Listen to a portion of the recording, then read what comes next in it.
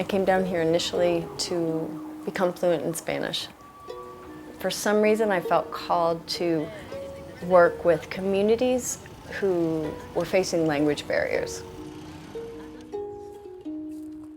Through my experience in the rural communities, I just fell in love with the country.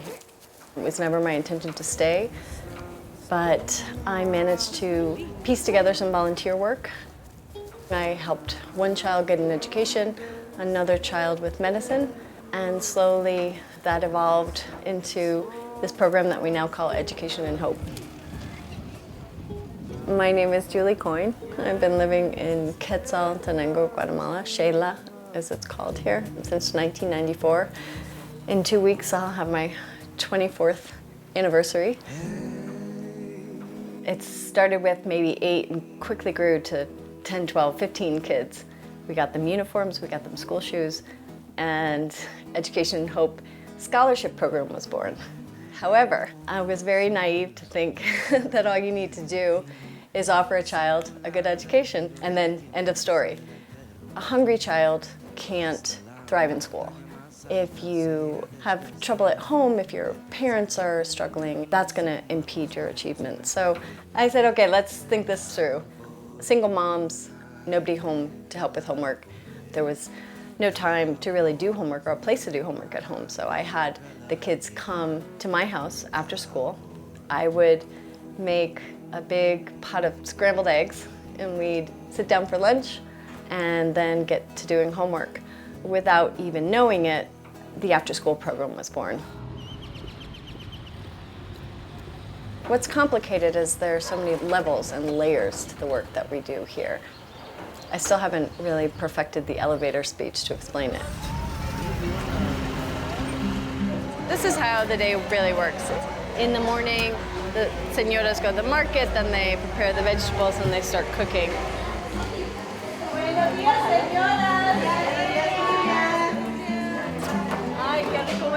This is the center of operations back here, the kitchen.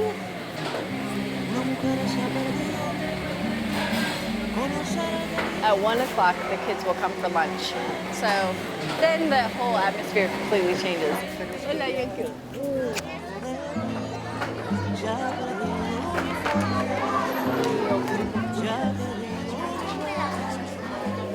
This is where the kids come to receive tutoring after school. We'll pop our heads in a few classes. Buenas tardes. ¿Cómo están? ¿Podemos entrar? Sí. You have to take into consideration all of those aspects of health and hygiene and mental health and well-being to help a child achieve in school. We started out with basically a dozen kids, and now we do the same and even more for 105 kids daily. And looking at what and who we are today, it's hard to imagine that I never had a plan. I had no expectations of what it needed to be. It was just outreach, kind of a heart-to-heart. You have a need, I know how to fill that need. Let's work together. Even if a child doesn't go on to make straight A's, I like to say that my goal is to ensure that every child who walks through the door knows without a doubt that they are loved. El proyecto lo conozco desde que tengo conciencia, tal vez entre 2 a 4 años creo, y desde entonces he estado acá. El proyecto en sí ha sido un hogar para mí de amor. Si hay un común denominador en las familias del proyecto, es que necesitan ser escuchadas. Muchos vienen de situaciones muy difíciles.